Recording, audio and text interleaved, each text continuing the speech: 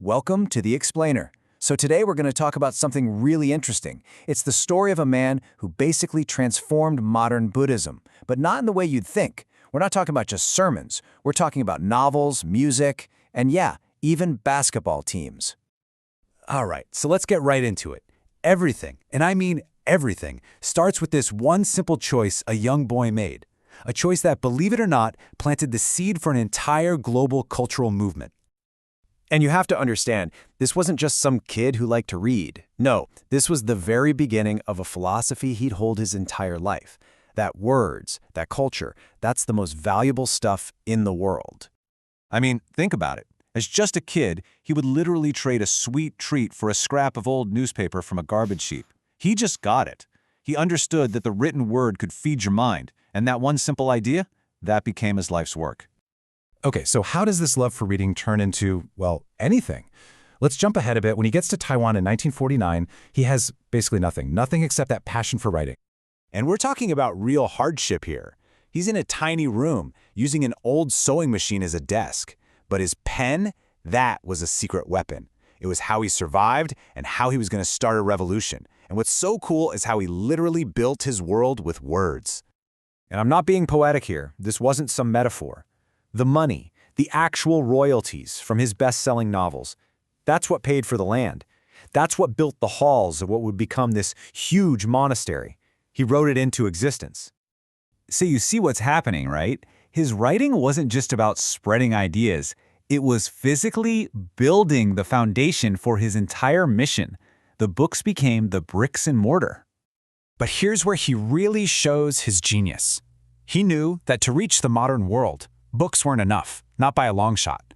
He realized he had to speak every language of culture. So he looked around and saw a problem. Traditional chanting just wasn't cutting it with the younger folks. So what did he do? He adapted.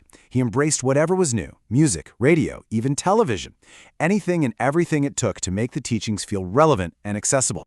His whole philosophy was incredibly simple, really. If people are listening to music, use music. If they're watching TV, use TV. His point was that Buddhism shouldn't be hiding away from the world. It needs to be in the world, engaging with it. And from there, this idea just exploded. It grew into something, well, honestly, breathtaking. A complete cultural ecosystem, all of it designed to support a life of wisdom and compassion. Remember that kid who loved old newspapers? Well, that tiny seed grew into a whole forest of words. We're talking 395 volumes of his complete works, over 30 million words. The man was a machine. He wrote constantly, sometimes churning out 22 articles in a single day. Just imagine that.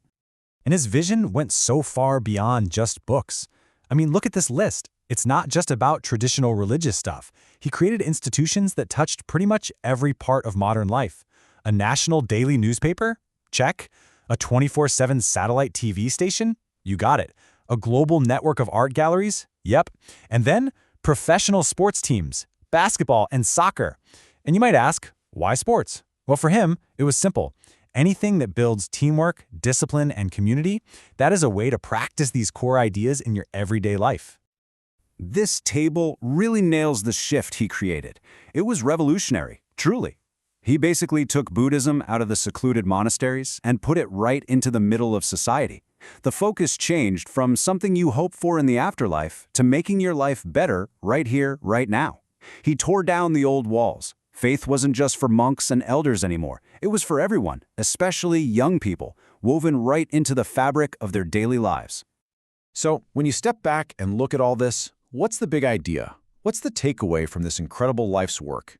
It really comes down to a powerful new way of thinking about culture itself. This phrase here, using culture to propagate the Dharma, that was his core mission. He believed that, instead of just telling people about wisdom or compassion, you could actually help them feel it, let them experience it through a beautiful piece of art or a song that gives them chills or a story that just sticks with them. So for Master Hsing Yun, it was never about escaping the world. It was about making the world better, building a pure land, not in some far-off afterlife, but right here and now. And his number one tool for that transformation? Culture. And that really leaves us with a big question, doesn't it? His story is a challenge to all of us. I mean, we live in an age with more tools to communicate than at any point in human history.